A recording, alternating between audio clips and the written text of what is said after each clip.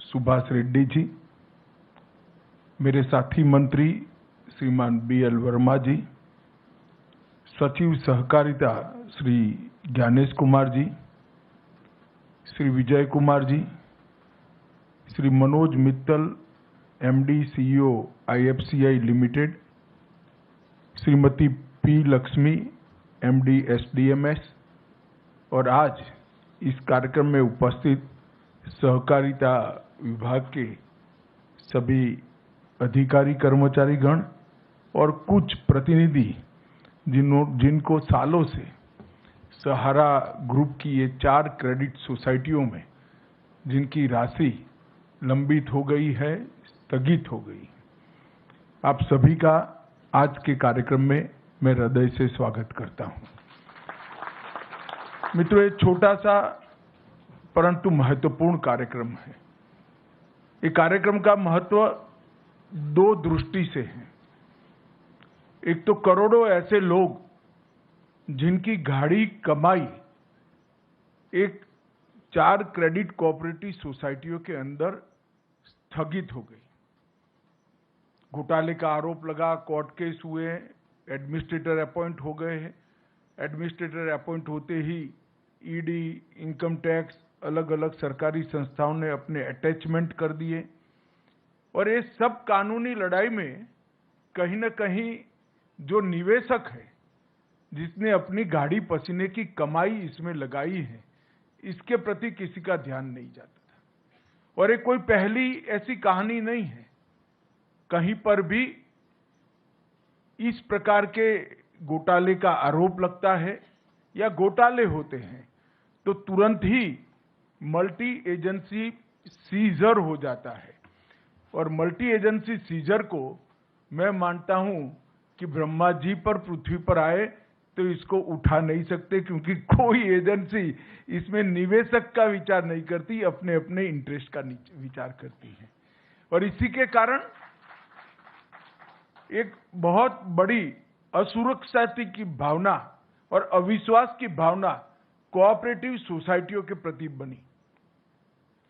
जब मोदी जी ने एक निर्णय लिया कि इस देश में 70 करोड़ लोग ऐसे हैं जिनके पास पूंजी नहीं है, 70 करोड़ लोगों का ऐसा समूह जिनके पास पूंजी नहीं है, परंतु वो देश के विकास को कंट्रीब्यूट करना चाहता है, देश के विकास में अपना योगदान करना चाहता है, तो कैसे करे?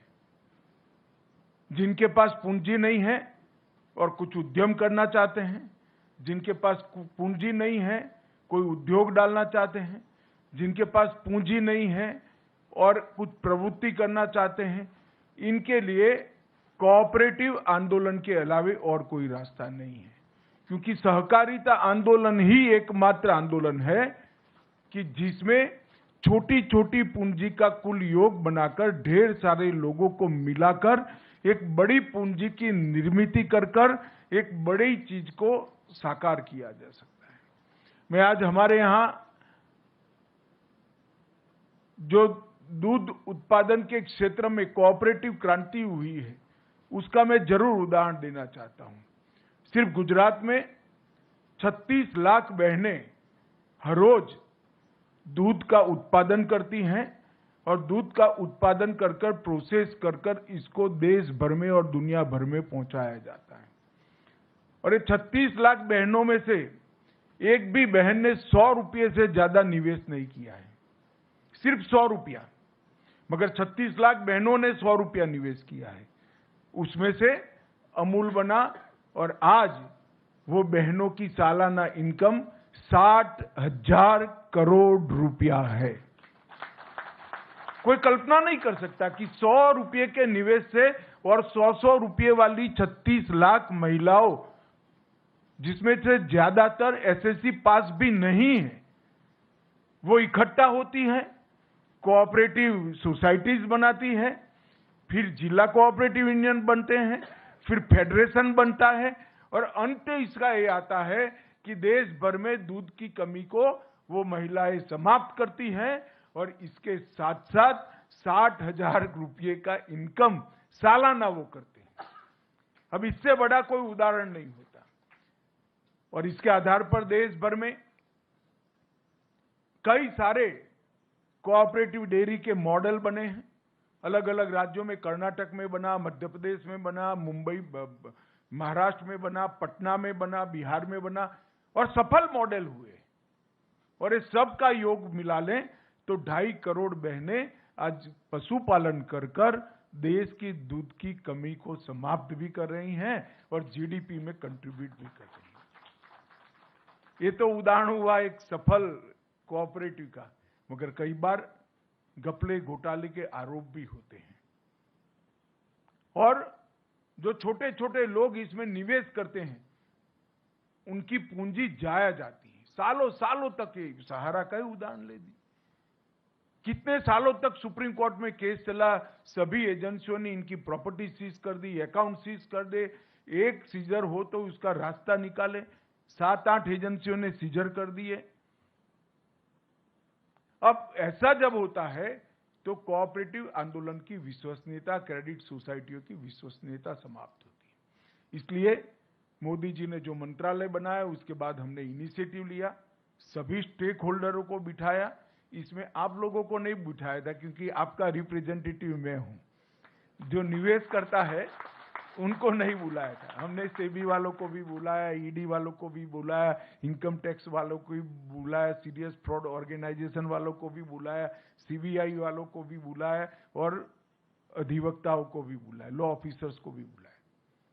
सबके साथ मिलकर हमने कहा कि हम क्या एक ऐसी व्यवस्था कर सकते हैं जिससे सभी लोग अपने दावों के ऊपर उठकर जो छोटा निवेशक है इसकी चिंता कर सकते हैं। और मुझे आनंद है कि सभी एजेंसियों ने मिलकर एक सुप्रीम कोर्ट में याचिका दायर की और सुप्रीम कोर्ट ने भी एक ऐतिहासिक फैसला लिया कि सभी एजेंसियां जब सहमत है तो एक सुप्रीम कोर्ट के पूर्व न्यायाधीश जी की अध्यक्षता में एक कमेटी बनाई जाए और उनके निर्देशन से ये पारदर्शी भुगतान की शुरुआत की जाए। और ट्रायल बेस पर आज ये पारदर्शी भुगतान की शुरुआत 5,000 करोड़ रुपए से कर रहे हैं हम। ये 5,000 करोड़ रुपया निवेशकों को वापस लौटाने की शुरुआत होगी और ये 5,000 करोड़ रुपया जब पूरा वापस हो जाएगा हम फिर से सुप्रीम कोर्ट के सामने जाएंगे और कहेंगे कि इतने निवेशक बचे हैं और बाकी का भुगतान भी करें।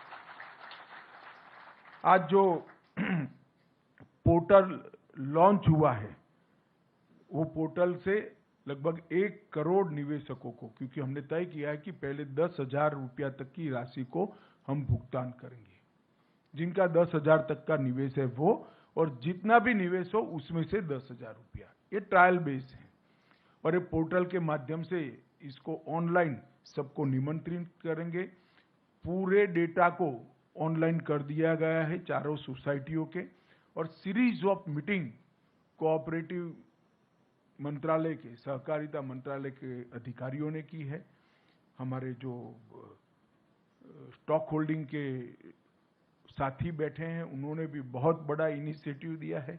मैंने उनको चाय पर बुलाया था, मैंने बोला इसमें कमाई आपको चौनी भी नहीं होने वाली है, मगर ये सेवा का काम है, आप तत्परता से करिए। मैं स्टॉक होल्डिंग का भी धन्यवाद करना चाहूंगा कि इन्होंने बड़े मन से इसमें हमारा सहयोग किया है और रेड्डी साहब ने भी 3 से 4 बार मीटिंग कर कर इसको गति दी है। मेरा मीटिंग करना तो स्वाभाविक है, मगर सुप्रीम कोर्ट के निवृत्त न्यायमूर्ति जब आपकी परेशानी को समझकर इसके लिए परिश्रम करे वो हमारे लिए बहुत सकारात्मक संदेश है। मित्रों, लगभग 1 करोड़ 7 लाख निवेशकों को ये पोर्टल के अंदर पंजीकरण करने का अधिकार है, जिनकी पूरी राशि लौटाई जाएगी और कुल मिलाकर 4 करोड़ निवेशक हैं जिनको 10,000 रुपये तक की राशि प्रथम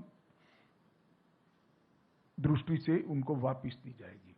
और ये मैंने कहा ये शुरुआत है, अगर ये सफलता से होता है और सफलता से होगा उसका मुझे पूरा विश्वास है, क्योंकि पूरी प्रणाली को मैं समझा हूं। इसमें कहीं पर भी कोई गड़बड़ की गुंजाइश नहीं छोड़ गई है और कहीं पर भी जो जेन्युइन इन्वेस्टर है इसको अन्याय होने की गुंजाइश भी नहीं छोड़ेगी। जिन्होंने निवेश नहीं किया है इसको किसी भी तरह से यहां से रिफंड नहीं मिल सकता, और निवेश जिन्होंने किया है इसको कोई रोक नहीं सकता। मगर बहुत सारे निवेशक ऐसे होंगे जो ऑनलाइन पोर्टल पे शायद ना आ सके, मगर ये बहुत जरूरी है क्योंकि इतने सारे दावों का फिजिकली भुगतान संभव नहीं है। मैं आप सबसे निवेदन करना चाहूंगा कि सरकार ने सीएससी की व्यवस्था की है। सीएससी के माध्यम से आपका ऑनलाइन पंजीकरण करा सकते हैं, वो आपको पूर्णतया गाइड करेंगे। हम प्रयास करेंगे कि देश के सारे सीएससी को ऑनलाइन ये पूरी व्यवस्था भेज दी जाए, वो इसका स्टडी कर आपकी सहायता करेंगे। ढेर सारे लोग ऐसे होंगे जिनके मोबाइल आधार में जो रजिस्टर होंगे वो आपने बदल दिए होंगे, तो इसका भी रजिस्ट्रेशन कराना पड़ेगा, और आपके बैंक अकाउंट का रजिस्ट्रेशन तो करीब करीब सबका हो चुका है। इसमें दो ही प्रमुख शर्तें हैं, एक आधार का रजिस्ट्रेशन आपके मोबाइल के साथ होना और आधार का रजिस्ट्रेशन आपके बैंक अकाउंट के साथ होना। ये दो जुड़ाव है तो सिर्फ आपको रिसीट का वर्णन ऑनलाइन भेज देना है और एक फॉर्म डाउनलोड कर सिग्नेचर कर फिर से वापस ऑनलाइन भेज देना है। आपके पास, मैं आपको विश्वास दिलाता हूं कि 45 दिन के अंदर पैसा आपके बैंक अकाउंट में जमा हो जाएगा, इसमें आप जरा भी चिंता मत करें। मित्रों, एक बहुत बड़ी शुरुआत है। देश में ढेर सारी क्रेडिट सोसाइटियों में घपले घोटाले हुए। पहली बार मोदी जी के नेतृत्व में इतने बड़े घोटालों में पारदर्शिता के साथ आज निवेशकों को पैसा देना शुरू हो रहा है। ये बहुत बड़ी उपलब्धि है जिसका मुझे कम से कम बहुत संतोष है और आनंद है कि आज करोड़ों लोगों को अपनी गाढ़ी कमाई के पैसे, गाढ़े पसीने की कमाई के पैसे वापस मिलने की शुरुआत होगी। और मैं आशा करता हूं कि 10,000 से 15,000, 15,000 से 20,000 लगभग छोटे निवेशकों को गिन ले तो 30,000 तक के निवेशक ले लेते हैं हम, तो लगभग 2.5 करोड़ लोगों को अपना पैसा वापस मिलेगा। ये बहुत बड़ी उपलब्धि है। आज मैं फिर से एक बार न्यायमूर्ति सुभाष रेड्डी जी, स्टॉक होल्डिंग के सारे हमारे अधिकारी हैं जिसने इसमें बहुत मेहनत की है, ये सभी का सहकारिता मंत्रालय की ओर से और आप सभी की ओर से हृदय से धन्यवाद करता हूं। और सहारा ग्रुप कोऑपरेटिव सोसाइटी के करोड़ों निवेशकों को भी आज मैं बहुत बहुत बधाई देना चाहता हूं कि एक रास्ता प्रशस्त हो गया है जिससे आपका पैसा वापस आएगा और आपके उपयोग में आएगा। आप सभी को बहुत बहुत बधाई और धन्यवाद।